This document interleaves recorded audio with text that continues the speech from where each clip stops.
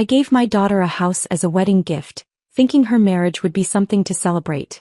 Elegant, joyful, everything a mother could hope for. But before the ceremony even took place, that so-called son-in-law showed up with his entire family, parents, brother, sister-in-law, all moving in like they owned the place. First thing out of their mouths. "We'll take the master bedroom. She can handle all the chores." I thought this was going to be a marriage. Turns out they saw my daughter as nothing more than a live-in maid. But here's what they didn't see coming. They got smug way too soon, and realized far too late. My daughter is no one's stepping stone. And in the very next breath I made sure every last one of them shut their mouths. My daughter's boyfriend, Curtis Miller, seemed like a decent guy. Polite, attentive to Natalie, the kind of boyfriend any parent might cautiously approve of. But his family. That was another story. No house, no car, and certainly no financial contribution to the wedding. His parents lived in a remote town working as farmhands, while his brother and sister-in-law barely scraped by with odd jobs in the city. Thomas and I had our doubts about this relationship from the start. But Natalie was in love. Deep, stubborn, hopelessly in love.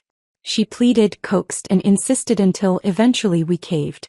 Wanting to ensure she wouldn't struggle after marriage, we gifted her a beautiful house in the Boston suburbs.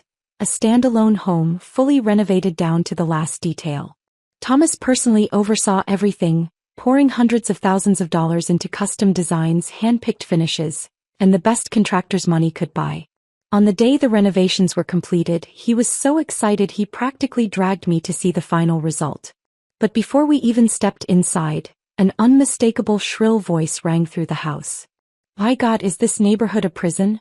Every house has its doors shut.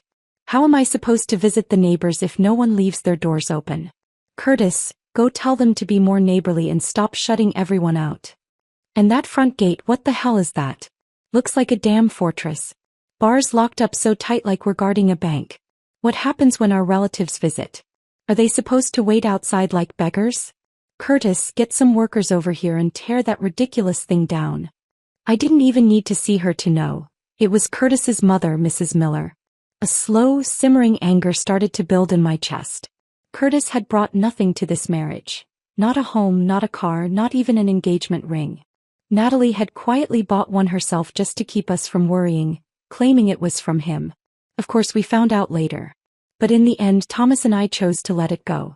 At least we thought they loved each other. What infuriated me most was how his parents reacted when they found out. Instead of gratitude or embarrassment, they scoffed, calling Natalie wasteful. A ring was just a formality, they argued. Why throw money away on something so unnecessary? And now, standing at the threshold of this house, our house, listening to this woman complain like she was inspecting some run-down motel, I could feel my patience wearing thin. Natalie, ever the peacemaker, attempted to keep things civil. "Mr. and Mrs. Miller, there's a wonderful community center nearby. If you're looking for company, there are game nights, social events, lots of opportunities to meet people." Mrs. Miller wrinkled her nose. "Card games? Please. You think we haven't played cards before?"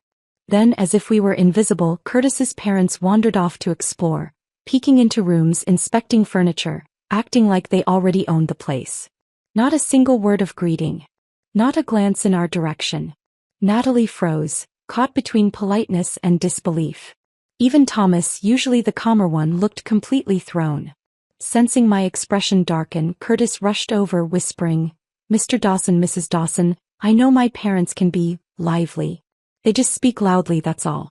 But please, I promise, they really do love Natalie." Before I could respond, a loud, booming laugh echoed from the master bedroom. "Now this is a damn fine room." Mr. Miller's voice. For a split second I allowed myself to hope.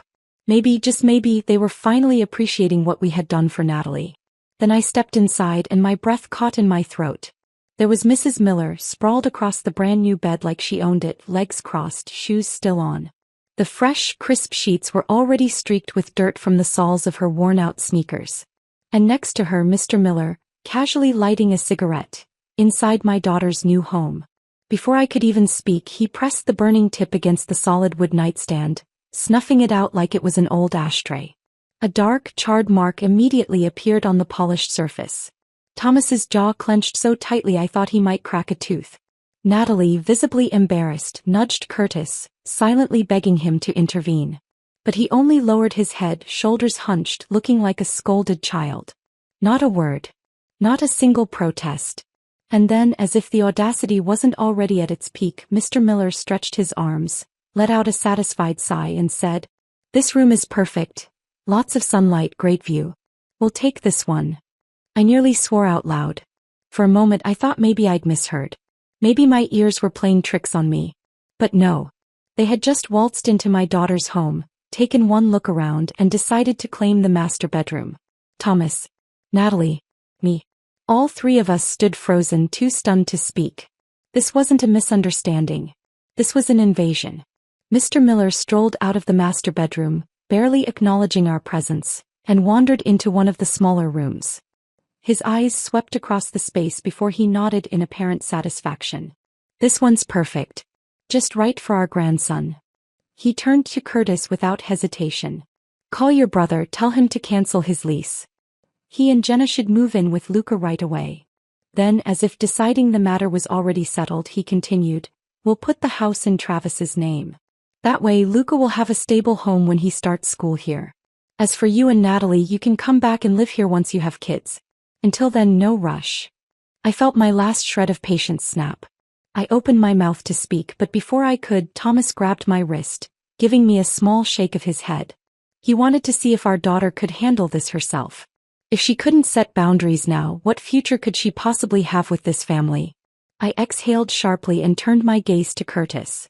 The boy who had always seemed well-mannered, well-spoken, respectable in our presence, stood there with his head down, spine curled inward, not uttering a single word. A puppet without strings. Natalie, however, had reached her limit. Her voice turned cold. "This house was a gift from my parents. It's not a boarding house for your entire family. Don't you think you're crossing the line?" The room tensed.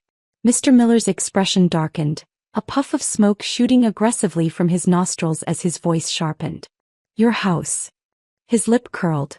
"You really think this place belongs to you? This is my son's home, which means it's our home. And you have the nerve to talk back to your future father-in-law before you're even married? What, you planning to throw us out once you've got a ring on your finger?" He let his gaze sweep over the room, then scoffed. "Travis is still wasting money on rent every month. This house is huge. It's a shame to let all this space go to waste. Why shouldn't they move in?" Mrs. Miller chimed in instantly, her voice taking on a shrill edge. "I get it, I do. It's your wedding house. But be honest, isn't it a little ridiculous? Two people living in a whole damn mansion." She jabbed a finger toward the smaller room. "What's the big deal if Lucas stays here? You don't even have kids yet. Why let a perfectly good room sit empty?" Then, as if this was all some grand act of generosity, she added, "We're not trying to take advantage of you, sweetie. We just don't want you two struggling alone. We came here to help, to support you. You should be grateful." And then, as if sensing how icy our expressions had become, she turned her focus to Natalie and smirked. "Besides, you're about to be my daughter-in-law. It's only right that you take care of us. Cooking, cleaning, you're responsible for making sure we're comfortable. Don't get any ideas about slacking off just because you're the bride." My fingers curled into fists. Natalie's hands trembled at her sides, her breath coming sharp and fast. And still Mrs. Miller wasn't done. "Honestly, looking at you, I can tell you're not much of a housekeeper. Why don't you save yourself the trouble and have your father hire a maid to take care of us instead?" Natalie's entire body stiffened. Tears welled in her eyes, but instead of falling, they burned, hot, angry. And then finally she snapped. "If you want a house in the city, if you want to be taken care of, pay for it yourselves. Stop expecting my parents to hand you everything." A thick, uncomfortable silence crashed over the room. Mrs. Miller's face twisted in fury. "Curtis, are you hearing this?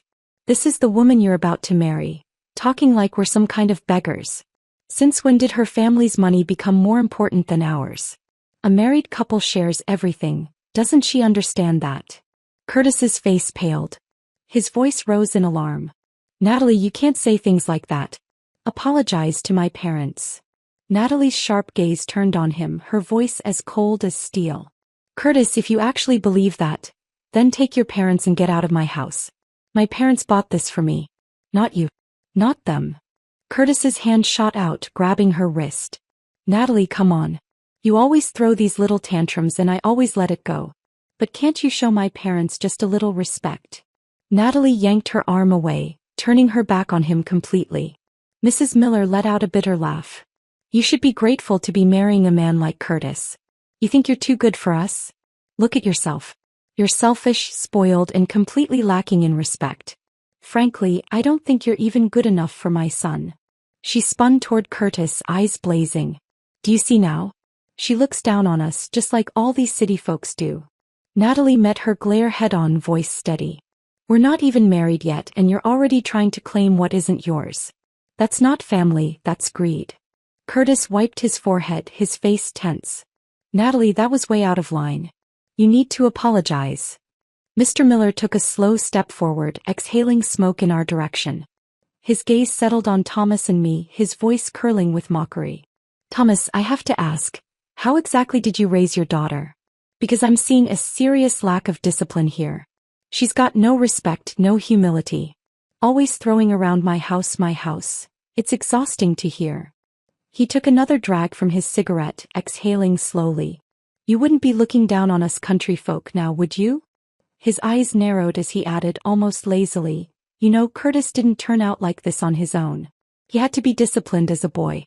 Tough love, real parenting. That's why he's polite, hardworking, humble. That's why he has a future in the city. He smiled, but it was sharp, humorless. Once your daughter marries into our family, she'll learn her place too. Curtis will teach her how to behave. He'll make sure of it. Curtis stood frozen beside him, silent. And then he nodded. A small, nearly imperceptible movement. But I saw it. We all did. And in that moment, something in Natalie's eyes changed. Thomas stared at the Millers, completely stunned. In all his years he had never encountered a family this brazen, this shameless. I couldn't hold back anymore. The rage surged to my head and I let it explode. How we raise our daughter is none of your damn business. And you have the audacity to lecture us. I stepped closer, my voice sharp and unwavering. You couldn't contribute a dime to the wedding. You don't have a house. You don't have a car. You brought absolutely nothing to this marriage. And now you have the nerve to act like this house belongs to you. I glared at Curtis. Your son, what exactly does he bring to the table besides obedience? He relies on us for everything, so tell me, where does he get the right to make demands? The Millers stood there, momentarily stunned, as if no one had ever dared put them in their place before. Then after a beat, Mr. Miller snapped. Enough. You done talking? So what if we don't have money? Your daughter wasn't exactly hard to win over, was she? She practically threw herself at Curtis. His tone turned mocking, his smile sharp and mean. You think we don't know why? She's past her prime. If she were really worth anything, you wouldn't have to bribe a man to marry her with a house and gifts. Let's be honest, you knew she had no better options. Natalie's entire body stiffened.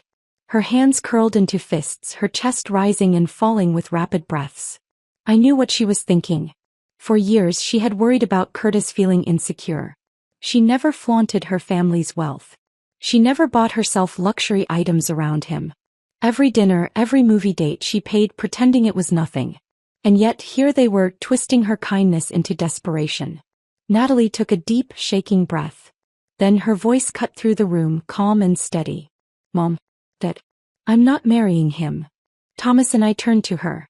Her eyes were clear, her voice unwavering. I mean it. She glanced at Curtis, then back at us. You were right. We come from completely different worlds and this was never going to work. I knew this wasn't a heat-of-the-moment decision. She had seen the truth, the real truth, not the illusion of love she had been clinging to. We had sensed it too, how things between them had been unraveling for months. But today this moment had been the final straw. Mrs. Miller wasn't ready to give up. She let out a cold laugh. Oh please, don't act like you're the victim here. Even if you call off the wedding, my son would never take you back. Natalie didn't even spare her a glance. She turned to Curtis, her voice as sharp as ice. Take your parents and leave. We're done. Curtis panicked, reaching for her wrist. Nat, come on. Don't do this. Don't be so stubborn. She yanked her arm away like his touch burned her. Don't touch me. Mr. Miller let out a derisive laugh. Look at you, Curtis. Pathetic. She's not even your wife yet and you can't control her. If you let this slide, she'll walk all over you for the rest of your life." His voice dropped into a sneer. "Are you even a man?" And that was it. I snapped. I grabbed the glass from the table and slammed it onto the floor. The crash echoed through the house, leaving an eerie ringing silence in its wake. Then Thomas moved. With a roar of pure fury, he lunged forward and threw a solid punch at Mr. Miller's face. The impact sent Mr. Miller staggering backward, slamming into the wall before he collapsed onto the floor, choking on his own breath. A dark red bruise was already blooming across his cheek. Mrs. Miller shrieked. "You're crazy. That was assault." Thomas stood over him, his voice low and menacing. "Say another word and you won't make it out of this house." Curtis stood frozen, his face ghostly pale. He didn't dare move. I stepped forward and for the first time Curtis looked afraid. His voice wavered. I only said that because she was disrespecting my parents. If she apologizes, maybe we can just forget about all this." Before he could finish, Thomas's palm cracked across Curtis's face, the force sending him stumbling backward onto the floor. A bright red handprint bloomed across his cheek. He clutched it, stunned, eyes wide in disbelief. "You bastard," Thomas snarled. "That was for Natalie. That was for every word you let them say about her." Curtis scrambled backward, his breath coming in panicked gasps, looking like a trapped rat. Mr. Miller, still dazed, started pushing himself up when Thomas turned back to him. Mr. Miller paled. You lay another hand on me, I'll call the cops. You'll go to jail for this." Thomas grabbed him by the collar and yanked him up, lifting him clean off the ground. "Shut up." Mr. Miller struggled, his legs kicking helplessly, his shoes tumbling off. "Let me go, you psycho." Thomas leaned in, his voice razor sharp. "I see you now for what you really are. Even if Natalie wanted to marry into your family, I would never allow it." Mr. Miller was shaking now, his bravado completely shattered. Thomas tightened his grip. "My daughter is smart, beautiful, and capable. She doesn't need your son. In fact, she's too good for him." His voice dropped lower, more dangerous. "You couldn't pay for a wedding. You couldn't buy them a house. And the moment you walked in here, you disrespected everything we gave them. You tracked dirt onto our floors, smoked in our rooms, and acted like we owed you something. So let me make this clear." He shoved Mr. Miller back, letting him drop to the floor like a discarded rag. "We're not giving you a damn thing. Now get out of my house." Mr. Miller, now trembling, nodded furiously. Thomas kicked his shoe toward him. "Pick it up and go." Mr. Miller scrambled to his feet, nearly tripping over himself as he ran toward the door. I crossed my arms, smirking. Look at him. Running off and leaving his wife and son behind. Mrs. Miller, still stunned, suddenly grabbed Curtis's arm and dragged him toward the exit. At the door, she couldn't resist one last parting shot. "You'll regret this. Curtis could have any woman he wants. Girls would line up for him. Your daughter will end up alone." I took a step forward and she bolted. As they rushed down the steps, one of them must have tripped, because suddenly all three of them went tumbling down the front stairs, arms and legs flailing. The loud thuds echoed across the driveway. Thomas sighed, shaking his head as he watched them groan on the pavement. Serves them right. I had thought that once Natalie ended things with Curtis, she would finally be free of that family's nonsense and move on with her life. But clearly I had underestimated just how low they were willing to sink. That evening, when Natalie came home from work, she was visibly upset. She didn't say a word, just walked in and set her bag down with a deep sigh. I frowned. "What's wrong?" Without a word, she handed me her phone. He actually emailed me. Curtis. Natalie had already blocked him on every possible platform. Calls, texts, social media. Yet somehow he had found a way to weasel back into her life. Thomas and I leaned in, scrolling through the email. The subject line was simple. "Natalie, since we've broken up, it's only fair that you pay me back what you owe." Thomas's eyebrows shot up. "You borrowed money from him?" Natalie let out a dry, humorless laugh. "Check the attachment." We clicked on the file and my blood pressure nearly doubled. It was a spreadsheet. A meticulously organized, itemized list of every single dollar he had ever spent on her over the course of their relationship. Tuesday, Starbucks, 2 coffees, $11.80. Valentine's Day flowers, $20. Uber ride last weekend, $14. Birthday gift card, $200. Dining out 12 times, total, $1,770. Split evenly, $885. Line after line, neatly laid out, tracking a full year of expenses like she was some kind of investment he wanted a return on. And at the bottom in bold, total, $2,897.36. I'll be generous. Just send me $2,897 and we'll call it even. Thomas and I stared at the screen, utterly speechless. I could feel the heat rising to my face. My hands curled into fists. This man had no shame. Did he really think we didn't know the truth? For nearly every dinner, movie, or trip they had taken, Natalie had been the one pulling out her credit card. Curtis had treated our family to dinner once, and it was at a damn fast food chain. On his birthday, Natalie had bought him the latest iPhone, spending over $1,200. On her birthday, all she got was a $200 gift card. And let's not forget last year when his father had a health scare. I was the one who went to the hospital with a $1,500 gift. But now he wanted to bill her? The audacity. And to top it all off, the email ended with a not-so-subtle threat. If you don't pay up, I'll have no choice but to go to your workplace and settle this in person. Settle what, exactly? This wasn't just absurd. It was pathetic. The moment the elevator doors slid open, I immediately knew something was wrong. A crowd had gathered near the lobby, murmuring and pointing toward the entrance. The air buzzed with anticipation like people were watching some kind of spectacle. And right in the center of it all, Curtis and his parents. Curtis himself was hunched in the corner, his head down as if trying to shrink out of sight. But his parents, they were shouting like they were leading some kind of street protest. Mrs. Miller's shrill voice rang through the air. "Where is your supervisor? I want to see a manager. We're here for Natalie, she owes my son money and refuses to pay up." The gathered employees exchanged puzzled glances, whispering among themselves. More people trickled in, drawn by the commotion. And then, the moment Natalie and I stepped out of the elevator, the entire floor fell silent. All eyes snapped to us. Mrs. Miller, spotting Natalie, immediately pointed a finger and raised her voice another octave. "Everyone listen up. This woman, your coworker, dated my son for a whole year. She spent his money, enjoyed his generosity, and now that they've broken up, she thinks she can just walk away without paying him back? You tell me, is that fair?"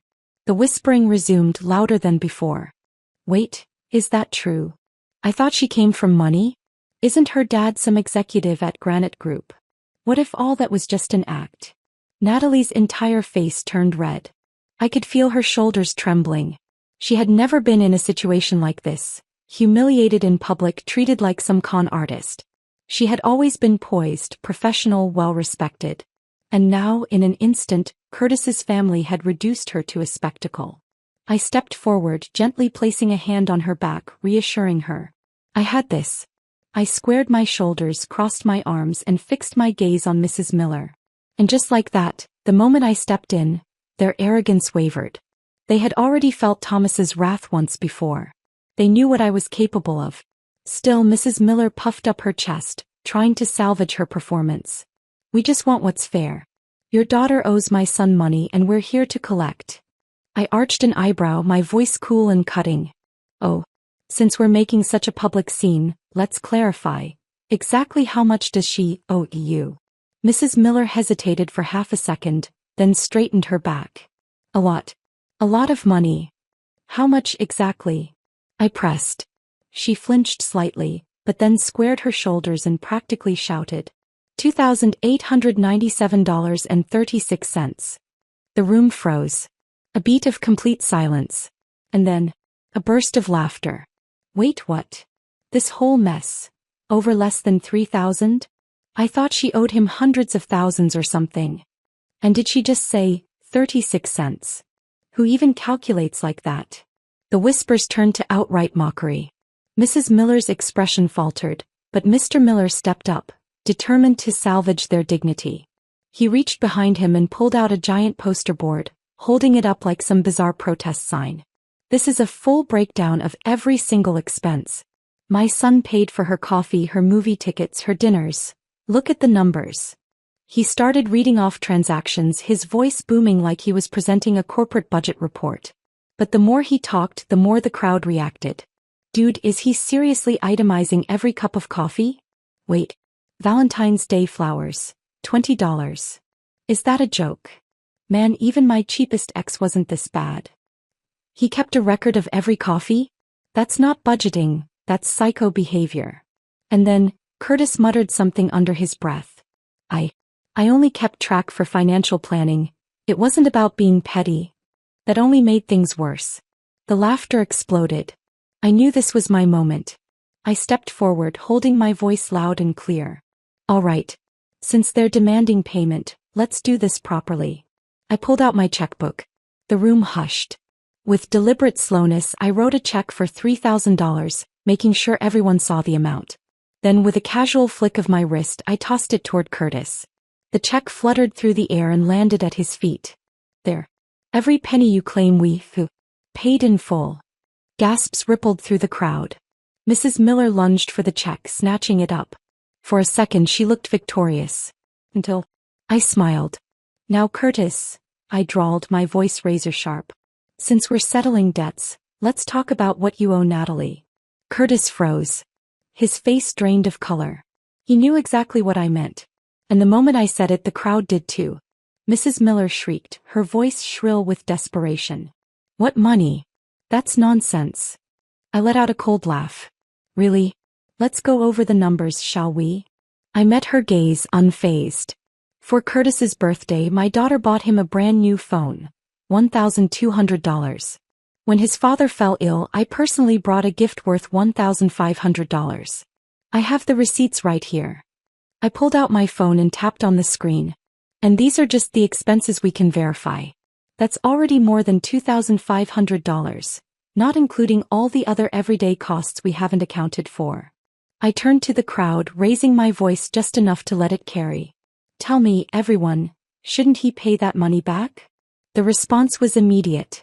Of course he should. That's way more than what they're demanding from her. Talk about hypocrisy. The chorus of agreement was thunderous, and the Millers flinched, their faces pale and stiff. Mrs. Miller, still clinging to whatever scraps of dignity she had left, huffed defiantly. You're making this up. Lies. Slander. And that was when Natalie finally stepped forward. Her patience had snapped. If you don't want to acknowledge the truth, fine. Let's take this somewhere else. Her voice was sharp and unwavering. ***. She turned, her gaze locking onto Curtis. How about we go to your office? Stand outside your company and put this on display for your colleagues to see. Would you like that, Curtis? The color drained from his face instantly. His company was just 2 floors above us. There was no running from this. Mrs. Miller's face twisted in fury. You ungrateful little. And then she lunged. Her hand swung up, aiming straight for Natalie's face. But I was ready this time. The moment her arm moved, I stepped forward, placing myself between them. My voice was low, calm, and unwavering. You better put that hand down. A chilling silence settled over the room. Mrs. Miller's arm froze midair. Her face locked in a stiff, stunned expression. I didn't blink. I didn't waver. I simply stared her down. And then, slowly, deliberately, I shifted my gaze to Curtis. You came here to cause a scene, but all you've done is tear apart whatever little dignity you had left. Curtis stared at the floor, silent, defeated. I took a deep breath and then turned to the gathered employees. But instead of addressing them, I spoke to Natalie. Let's go. We're taking this to his company's management and handling it professionally. No yelling. No threats. Just calm, decisive action.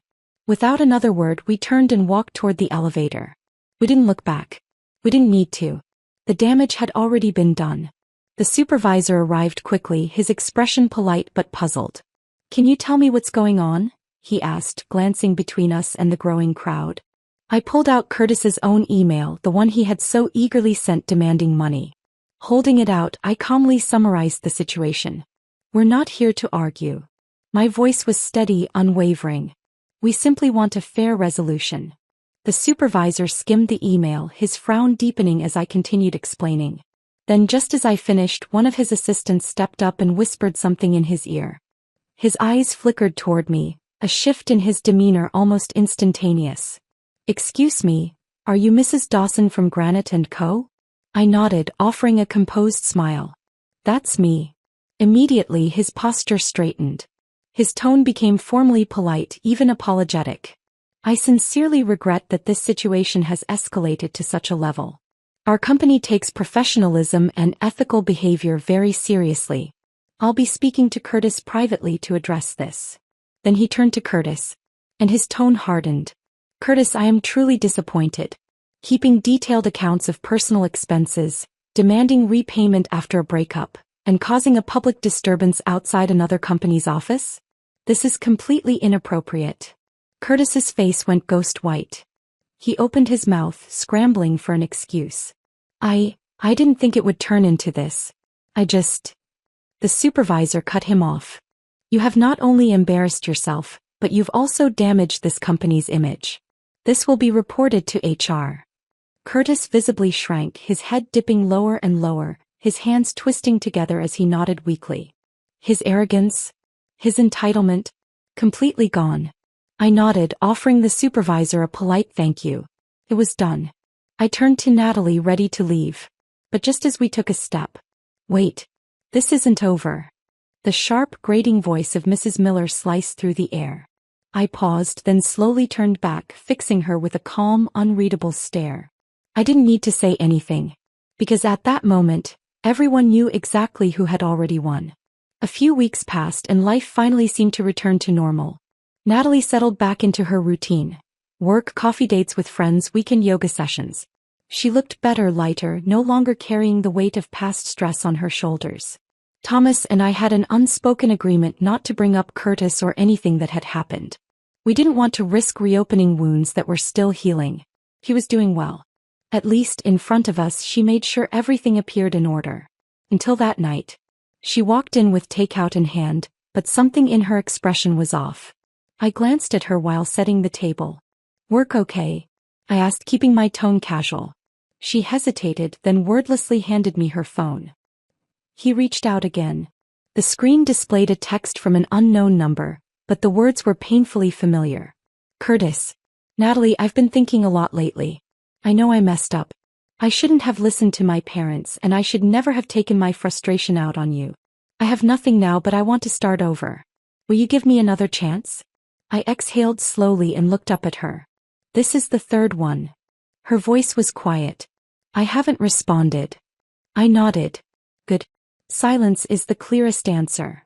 She sighed. I don't understand. Is he actually sorry, or does he just hate losing? Probably both, I said, my voice even. But that's not your problem anymore. His growth isn't your responsibility. She stared out the window, saying nothing. I knew her heart wasn't wavering. It wasn't love she was struggling with. It was habit. The emotional residue of investing so much into someone, only to realize they were never worth it. Then just a few days later things took a turn. That evening she walked in with a different look. Not sadness, but something colder. Tarper. She set her phone on the counter. Mom. Look at this. I picked it up, and the moment my eyes landed on the screen my stomach twisted. A social media post. An anonymous message. Attached was a blurred photo and edited video clips, carefully pieced together to paint a false narrative. The caption was nothing short of vicious. Real-life gold digger. Extorted her ex after the breakup. Bragged about her wealthy background. Guess she's not so untouchable now, huh? A slow, simmering rage built in my chest. Do we even need to guess who did this? She shook her head. I can't trace the account, but look at the content.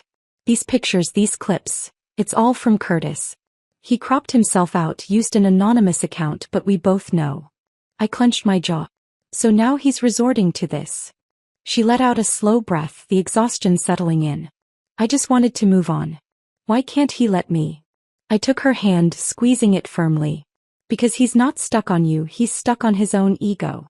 He's not capable of moving forward, so all he knows how to do is drag people backward. That very night I reached out to an old college friend, now a lawyer at a well-known firm. By the next morning, we had formally issued a legal notice demanding the removal of the anonymous defamatory content, along with a request to preserve the poster's IP information for potential legal action. We also filed a civil harassment report, ensuring there was now an official record of Curtis's actions. For the moment things seemed to settle. But Curtis wasn't done. A week later, Natalie received a package in the mail. Inside was a handwritten letter from Curtis. The tone dripped with regret, self-blame, and nostalgia. He wrote about their first date, the way she smiled, the nights she stayed up caring for his sick father. Every line carefully crafted to tug at her emotions. But then the last few sentences revealed the truth. I can't accept you walking away completely. You know I have nothing left. You were my only light. If you don't come back, I don't know what I might do. This wasn't an apology. This was emotional blackmail. My expression darkened as I read the final words. Without hesitation, I called our lawyer and started the process to file for a restraining order. That afternoon, Natalie and I went to the courthouse together. She sat on a bench, gripping the letter so tightly her knuckles turned white. Mom. Her voice was quiet, strained. I know I'm handling this the right way. But why does it still feel so exhausting? I placed a hand on her shoulder. You're not tired. You're healing. And that takes time. But you're already doing everything right. She exhaled slowly, then met my gaze. For the first time, there was no hesitation in her eyes. I won't let him hurt me again. I smiled. That's my daughter. A few weeks later, the court officially approved the temporary restraining order, legally barring Curtis from contacting or approaching Natalie in any way. We also provided all supporting evidence to Granite & Co.'s legal team, ensuring there was a record on file in case of any future issues. This time we weren't waiting for him to apologize. We weren't giving him a single chance to reappear in our lives. Natalie had finally broken free. She was no longer the girl who tiptoed around someone else's emotions. No longer the girlfriend who compromised, apologized, or tried to fix someone who refused to change. She had stepped fully into her own life. And without realizing it, she had begun to move beyond the limits she once set for herself. She poured herself into work, no longer letting emotions derail her focus. Instead of hesitating, she took on multiple projects at once, proving her ability to thrive under pressure. She knew what she wanted, and more importantly, what she no longer needed. Then came the regional business conference. Granite & Co. chose her to represent the firm at a major industry networking event. She took the stage, standing tall, delivering a presentation with confidence and precision. The audience, executives, investors, and industry leaders, listened. They nodded in approval. And by the end, several corporate representatives from across state lines approached her, eager to exchange business cards, hoping to explore future collaborations. That one event subtly but irreversibly shifted the course of her career. And with it, her life. At a casual networking luncheon after the conference, Natalie was introduced to Ethan Parker. Ethan was one of the co-founders of East Bay Capital, a MIT graduate, and a member of a well-known San Francisco business family. But unlike the arrogance often associated with privilege, he was thoughtful, articulate, and composed. Their conversation was brief. No unnecessary small talk, no intentional exchange of contacts. Just a natural, unforced discussion before they both moved on with their day. But the following week, Natalie received a letter, handwritten. It wasn't a grand declaration, nor an eager invitation. It was a genuine thank you note, acknowledging the strength of her presentation and offering insightful feedback on her business model. Along with it, he included a book on leadership and strategy, something he thought she might find interesting. She was surprised. Impressed even. I glanced at the letter and smirked. Well, at least this one didn't send you an invoice after the breakup. Natalie chuckled but didn't reply. Still, there was something different in her expression. A quiet ease that hadn't been there before. There were no sudden romantic pursuits, no hurried advances. Over time, their conversations became more frequent but never forced. They exchanged industry insights, attended small business forums, and occasionally grabbed coffee to discuss market trends. Until one evening, Ethan was driving her home when he suddenly pulled the car to a stop. Turning to her, he said, "I don't know how you feel about me." His voice was steady, sincere. "But I want you to know I like you. Not because of your work, not because you're brilliant or independent. But because when I'm with you, it feels like life is something worth experiencing fully." Natalie froze for a second. She hadn't expected this moment. Not so soon, not so directly. She sat in silence, weighing his words, then finally she nodded. "I don't know what the future holds," she admitted softly. "But I'd like to find out." For the first time in her life, she entered a relationship without fear, without pretense, without hesitation. And to our surprise, Ethan soon introduced her to his parents. Mr. and Mrs. Parker were gracious, intelligent, and welcoming. They never pried into personal matters, never judged or scrutinized. Instead, they treated Natalie with the same respect they would any capable adult. At dinner, Mrs. Parker personally prepared a small dessert and smiled warmly. This is the first time Ethan has ever invited someone home. I had to make sure I did it right. Later that evening, Ethan's father pulled Thomas aside and said quietly, "She's remarkable. Smart, poised, and she knows her own mind. We're glad Ethan met someone like her." There was no entitlement, no grasping demands, no pressure for submission. Just a family that valued genuine connection and mutual respect. It was everything Curtis's family wasn't. And for the first time we could all see it. Natalie was finally in a place where she was safe. Where she was cherished. But good things rarely go unnoticed. One afternoon, a photo surfaced online. A candid shot of Natalie and Ethan at a business event. With Ethan's family name, it didn't take long for the image to circulate within industry circles. And soon enough, the news reached Curtis. That evening, Natalie stepped out of her office, only to find Curtis waiting near the entrance. His face was pale, his expression twisted. "So this is it?" He took a step closer, voice low and burning with resentment. "You dumped me and ran straight into another man's arms?" Natalie didn't flinch. She met his gaze directly. "Curtis, walk away. You have no right to question me." His nostrils flared. "You were planning this all along, weren't you? Were you already with him when you were still with me?" Her voice turned to steel. "You need to stop. I have a restraining order against you. If you're following me, I'll call the police right now." Curtis's face twitched, his hands clenched at his sides. He was about to lash out again, when another presence stepped forward. From the parking lot, Ethan approached, his posture calm, his expression unreadable. But his presence alone shifted the air. He moved beside Natalie, his voice even yet firm. "I don't know who you are," Ethan said, "but if you take one more step toward her, I'll call the police myself." Curtis blinked, startled. He hadn't noticed Ethan arriving, and he certainly hadn't expected this confrontation. "You're the new boyfriend, huh?" His voice turned mocking, but there was a crack in his bravado. "You think you're better than me?" Ethan didn't rise to the bait. "It doesn't matter who I am," he said calmly. "What matters is that you understand she is no longer someone you can hurt." There was no yelling, no dramatic standoff, yet the weight of his words suffocated Curtis more than any fight ever could. For a moment, Curtis just stood there, staring at them, Natalie standing tall, untouched by his anger. Ethan, beside her, unshaken, immovable. And something broke inside him. He finally understood. The woman he had once criticized, belittled, controlled, was now standing in a different world, bathed in light he could never reach. And he didn't even have the right to stand beside her anymore. As they walked away, Curtis stood frozen, his face unreadable, a storm of rage, regret, and finality. But the world had moved on without him. And Natalie never looked back. After dinner, Natalie and I walked along the narrow path, our steps slow and unhurried. The gravel crunched softly beneath our feet, and behind us, the trees swayed in the evening breeze, their shadows flickering against the ground. This was a place we used to visit often. When she was little, she loved hopping across the smooth stones by the lake, making my heart leap every time she wobbled on the edge. I would reach out, gripping the sleeve of her jacket, trying to keep her steady. Now her steps were firm, measured. Her gaze was clear, steady. "Do you remember how I used to run into the water to collect stones?" she asked suddenly. I smiled. "Of course.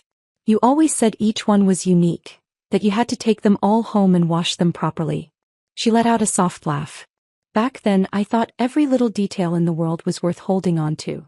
And now," he paused, thoughtful, "now I know, some things are meant to stay in your heart, not in your life." I turned to look at her. She was no longer the little girl who panicked when things went wrong. "Mom." She spoke again, her voice quieter. "What do you think people spend their whole lives chasing?" I didn't answer right away. Instead, I looked out at the water, where the sunlight reflected in soft, shifting ripples. "I think it's different for everyone. But for me, it's peace." She raised an eyebrow. "Not happiness?" I shook my head. "Happiness is tricky. Sometimes it's just someone else's expectations. Sometimes it's just a fleeting rush. But peace, that's something you build for yourself. It's not given. And it's not something that happens overnight. She was quiet for a long moment, absorbing my words. Then, in a voice as soft as the evening air, she said, I used to think I had to be loved by someone else to feel like my life had meaning. But no. I think learning to love myself is the most important thing. That's enough. I nodded. That's more than enough. She smiled at me. You've always known this, haven't you? I didn't answer. I just held her gaze. And in that moment I knew she didn't need me to shield her anymore. She had learned how to stand in the wind, to listen to the water, to hear the voices of the world, and decide for herself which ones mattered.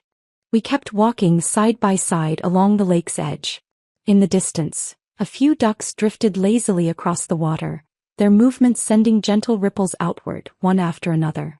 And suddenly it struck me, this path we had walked countless times before. The difference was, back then she had always looked to me to find her way. Now she could walk it on her own. But every now and then she still chose to reach for her mother's hand. And that was enough. I'm Natalie. And once, I truly believed that love could overcome everything. When I first met Curtis, he was quiet, reserved. He carried himself with a sense of seriousness that made him seem more mature than the guys around him. I mistook that restraint for depth. I mistook his frugality for a practical, grounded approach to life. Even when friends gently warned me that he was stingy, I dismissed it as harsh judgment. The first time he took me out to dinner, it was at a fast food chain.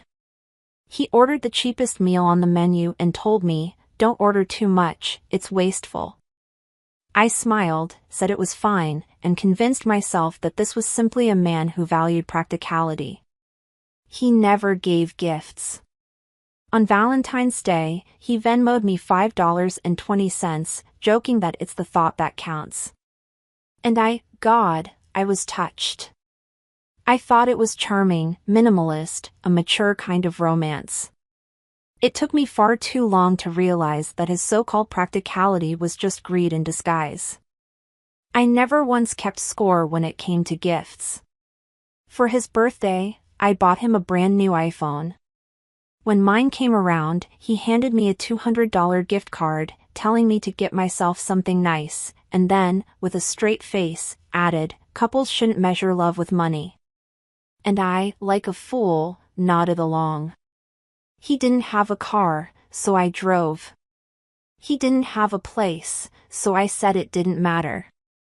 He told me he couldn't afford a ring yet, so I secretly picked one out myself, had my best friend buy it, so I could surprise him on our wedding day. Now, looking back, I can't believe how blind I was. And that was only the beginning. The first time I visited his home, his mother barely glanced at me before coldly asking, "Do you cook?" Before I could respond, she added, "City girls don't belong in kitchens." But let me make it clear, that won't work in our family. I laughed, thinking it was a joke, and said, "I can cook, and I'd love to learn more." She didn't smile. She simply huffed, as if confirming something to herself. I thought if I was kind enough, sincere enough, she would eventually accept me. I didn't realize that was just the beginning of her endless tests and criticisms. She mocked my clothes, saying I dressed too flashy. She mocked my career, saying a woman who's too ambitious is hard to control. She mocked my personality, saying I wasn't soft enough to be a good wife. Curtis? He never defended me. All he ever said was, "That's just how she is, don't take it personally." At the time, I thought he was keeping the peace. Now, I realize, he was just a coward. His father was even more blunt. "You won't have time for a job once you start having kids. No need to waste energy thinking about a career." They believed I shouldn't have personal ambitions, shouldn't have my own space, shouldn't even have my own opinions. And God help me, I told myself to endure it. I thought, things will change after we're married. But the moment that snapped me awake was the house. Curtis told me he couldn't afford a home, so I offered to let my parents gift us a house as part of my dowry.